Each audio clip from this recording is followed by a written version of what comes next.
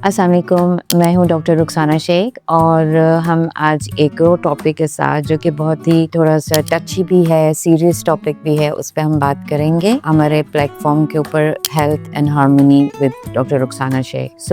आज हम बात करेंगे जो कि अक्सर लोग बात तो कर रहे होते हैं लेकिन उसके काफ़ी सारे एस्पेक्ट्स हैं, लाइक मीनोपॉज के ऊपर हम एक उसका एस्पेक्ट तो हम कहेंगे कि मेडिकल एस्पेक्ट है, फिजिकल एस्पेक्ट है, एक उसका जो है साइकोलॉजिकल या इमोशनल एस्पेक्ट भी जो है, आज हम उसको भी थोड़ा सा जो है वो देखेंगे।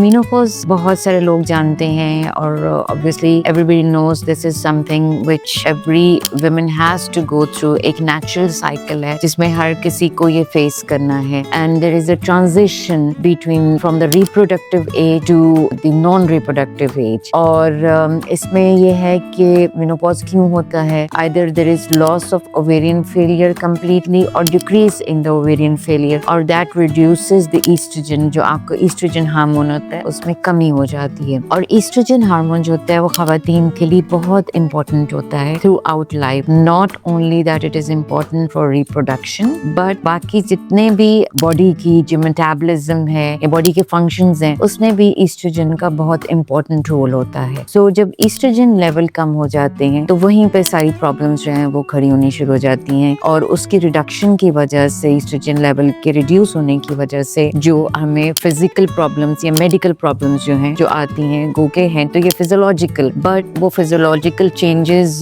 वो इस तरह आती हैं कि आपकी बॉडी पे जो इफेक्ट हो रहा होता है समटाइम्स उसका नेगेटिव इफेक्ट भी आ रहा होता है। ज्यादा क्या चीजें हैं जो कि लोग उससे इफेक्ट होते हैं, जो मोस्ट कॉमन चीजें हैं जैसे लाइक हॉट फ्लशेस हैं, यानी एकदम से बहुत ज्यादा गर्मी लगनी, बहुत पसीना आ जाना, पैल्पिटेशंस होना, फिर इसके अलावा जो है मूड स्विंग्स होना, इसके अलावा जो है कि मूड चेंजेस यानी कि बहुत ज़्यादा जो है वो आने शुरू हो जाते हैं। इसके अलावा जो है यूरिनरी सिम्टम्स बहुत ज़्यादा होते हैं, इनकंटिनेंस ऑफ यूरिन यानी कि यूरिन का निकल जाना खुद से, या यूटीआई बहुत कॉमनली हो जाना, ड्राइनेस हो जाना, बोन चेंजेस आ रही होती हैं, जॉइंट पेन्स होती हैं, ऑस्टियोपोरोसिस होना शुरू हो जाता है। इसकी वजह से जो है वो जब फ्रैक्चर्स के चांसेस ज़्यादा हो जाते हैं ओल्ड एज में, जैसे अगर कोई गिर जाता है तो ज़्यादा चांसेस होते हैं कि उनको फ्रैक्चर्स हो जाएं। तो दिस इज ऑल बिकॉज के ईस्ट्रोजन लेवल्स जो है वो डिक्रीज कर जाते हैं। अच्छा, अब ये होता है कि इसकी एज रेंज क्या है। जो कॉमन एज है that is from like 45 years to 52 years, और अगर 40 इयर्स से पहले हो जाता है या 45 इयर्स से पहले हो जाता है तो हम उसे कहते हैं अर्ली ऑनसेट ऑफ मेनोपॉज। लेकिन अगर इट इज बिफोर 40 या इन 30s में होना शुरू हो जाता है तो उसे हम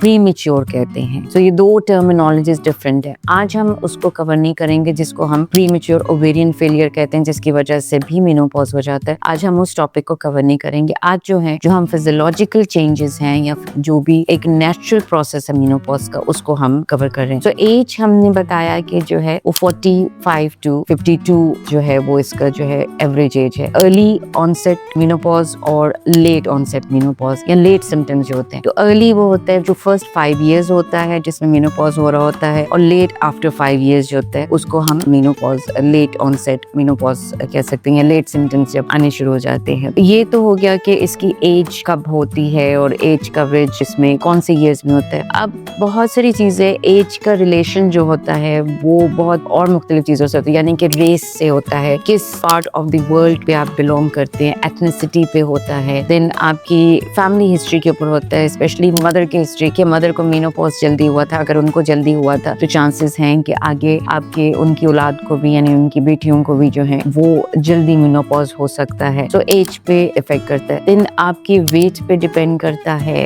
हाइट पे डिपेंड करता है, एज जो है ऑनसेट ऑफ यानी कि मेनोपॉज जो है इन सब चीजों के ऊपर डिपेंड कर रहा होता है कि कब आपको होता है। ये तो हमने बात कर ली कि जो मेडिकल या फिजियोलॉजिकल प्रॉब्लम्स या फिजिकल प्रॉब्लम्स जो आ रही होती हैं। अब बहुत सारी चीजें जो साइकोलॉजिकल है या इमोशनल है। साइकोलॉजिकल क्योंकि एक ट्रांजिशन आ रही होती है, एक change from productive state to a non reproductive state, and then the feeling of being lonely, या आप हमारे मुआशरे में जो है मीनोपॉज आ गया तो ये समझते हैं कि खवातीन जो हैं वो तो अब जो है किसी काम की नहीं रही, बूढ़ी हो गई हैं बहुत ज्यादा। वो खुद भी फील करना शुरू कर देती हैं और इर्द गिर्द के लोग भी उनको एहसास दिलाते हैं कि you are getting old now, your importance has decreased. ये इस चीज को जो है ना वो हमें केटर करना बहुत जरूरी होता है कि ये एश्योरेंस दिलवाना खवातीन को, और उसमें जो है वो फैमिली मेंबर्स जो हैं इसमें बहुत इंपॉर्टेंट रोल प्ले कर सकते हैं। आपके जो बच्चे हैं, आपके ग्रैंड चिल्ड्रन हैं, वो इस चीज को यानी कि आपको ये फील कराएं कि you are a part of the family, you are as important as you were before. उनको एक्स्ट्रा सपोर्ट देना, बिकॉज साइकोलॉजिकली इमोशनली वो इतना डिमोरलाइज हो चुके होते हैं कि देन वो जितने भी जो फिजिकल सिम्टम्स हैं उनके